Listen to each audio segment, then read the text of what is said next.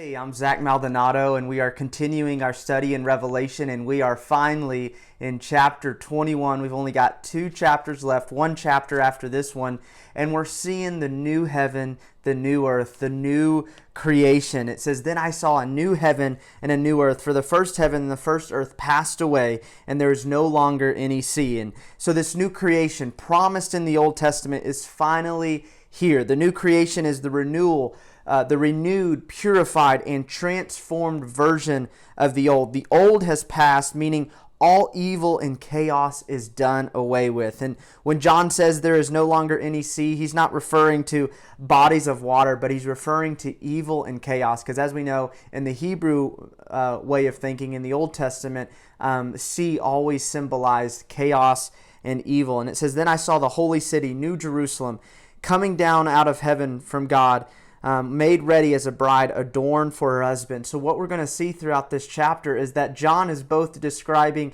a city and a people, a place, but also the church of God.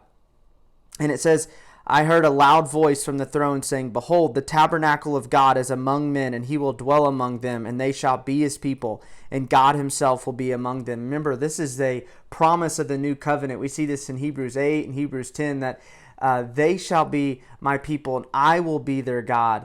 And what we see is tabernacle literally means dwelling place. God is making his dwelling place here permanently. It's a promise of the new covenant that God will be with us forever, that we will forever live with God. And it says he'll wipe away every tear from their eyes, and there will no longer be any death or any mourning or crying or pain. The first things have passed away. And so what we're seeing is that everything sad and broken and painful will come untrue, that they will no longer plague us anymore, that there will no longer be any reason for tears and sorrow, because all pain and sin and shame will be done away with once and for all.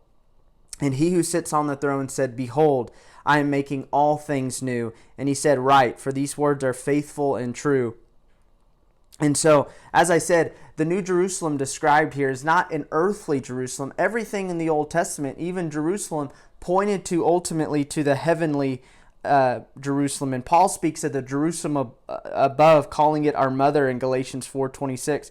And the book of Hebrews describes it as a heavenly Jerusalem, as the city of God. And so, like I said, as we're going to see, there's going to be descriptions of this city, but also it's describing the people of God. What God declares, it happens. We can expect when God says something, it's going to become true. So when he's saying all things are being made new, he means it. Then in verse 6, he says, "It is done. I am the Alpha and the Omega, the beginning and the end. I will give to the one who thirsts from the spring of the water without cost." So here it is again. It is finished. It's done. I love this. Nothing is out of God's control. God's the beginning and the end. He's seen the whole thing, and nothing has thwarted his plan of redeeming and restoring his people and bringing them together once and for all without sin. And I love this. It's a free gift. It costs nothing at all. And so we see this comparison with those who receive the free gift and those who believe in Jesus. They're also the ones who overcome. And those who don't believe, those who reject Christ, theirs is the second death. Ours is life eternal. Then verses 9 through 14, we see a description.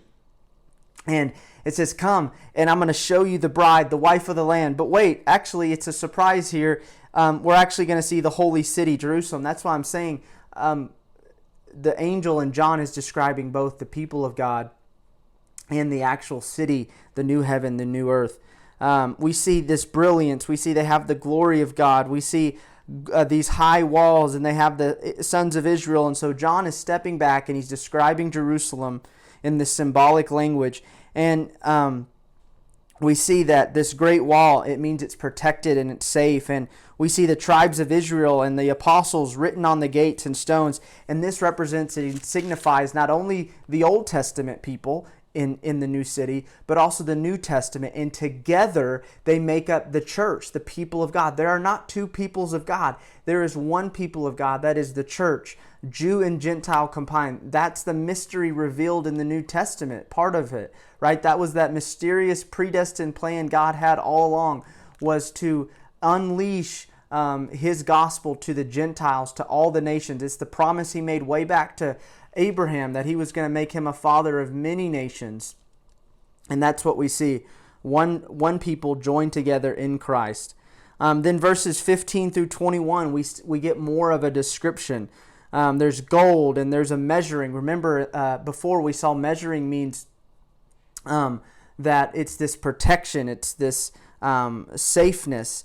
And it says, in some translations, it's going to give you an actual measurement of the walls and the thickness and things like that.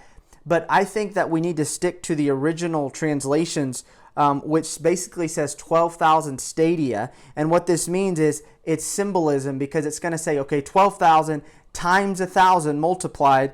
And it just speaks of the size and the greatness. It's greater and larger than any city we can imagine. And so ultimately, it's not about the actual size. It's about the perfection of the place we're going to be living in. That's the imagery here. It's not, John's not just trying to say, hey, guess what? It's a 1,500 square miles or whatever. No, he's saying this is the perfect dwelling place for us. There's nothing else like it. And here's how I know it's symbolism, because John reveals the symbolism of these measurements by saying they are angelic measurements. We don't know what an angelic measurement is, do we? So it's all about symbolism and showing the perfection. So remember, in the ancient world, it talks about glass here and all these fine items, gold and jasper and all these things. Well, back in the ancient days, it was hard to produce clear glass. It was really rare and expensive. And so it's just showing the glory and the beauty of this city, but also of you and me, the beauty of God's bride. And then verses 22 through 27, as we close out, there's no temple. We are the temple. And guess what? God and the Lamb are the temple. So we're living in God. God's living in us. That's our union with Him. We're with Him forever. And it says there's no need of the sun or the moon to shine, because the glory of God has illumined it, and its lamp is the Lamb. So I love this.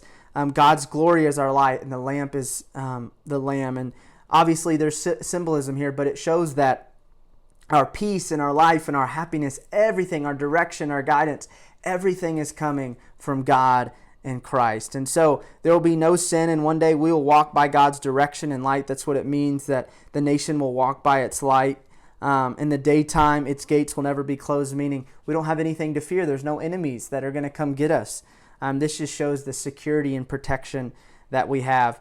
Then it says they will bring the glory and the honor of the nation into it, meaning there will be nothing good or delightful missing in the new creation. So whatever you thought was good and awesome here, there's nothing going to be missing in the new creation. Trust me. Only those who believe in Christ, and this is what we see, are in the book of life and will be with God in the new creation. So there's not going to be any evildoers. There's not going to be any sin or anything like that.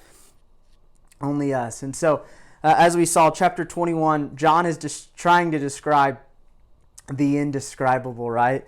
The greatest thing about the new creation in heaven is not all the cool stuff. It's not all the walls and everything else. And really, John is describing all this to show the beauty of God, because God's what makes this holy and beauty. And the greatest thing about heaven is Jesus, and we get Him forever without any sin, without any shame, without anything hindering us from fully experiencing all that He is to us. And we will get eternity to spend getting to know Jesus more.